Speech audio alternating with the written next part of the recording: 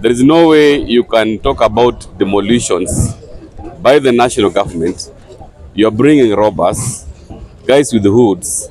That is something that is inhuman, is unacceptable, and that is why, as a county government, first we are going to be enjoined in any case filed by the private land owners here and property owners, so that we push for compensation.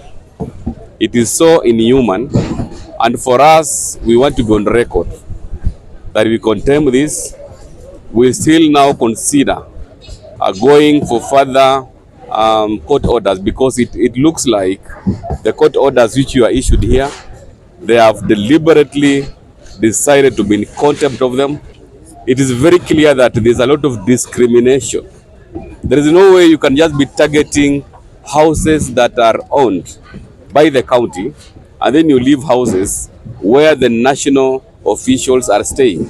Tulianza kubomoa tarehe 23. So kila siku tumekuwa tukifanya kazi kidogo mpaka saa hizi tuko karibu tufike mwisho. Ndio tukaona jana ama usiku wa makuya leo tulichangamkia hizo manyumba zenye ziko hapa karibu kwa mlango ya kwetu. Ndio imevutia kila mtu, sijui sababu mliona kama pengine wazito wamefikiwa.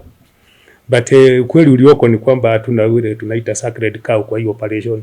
Hakuna mtu tunasema huyu ndiye aachwe, huyu sijui abaki. So the issue of sacred cows hakuna. It doesn't matter who you are, as long as umekalia shamba ya public.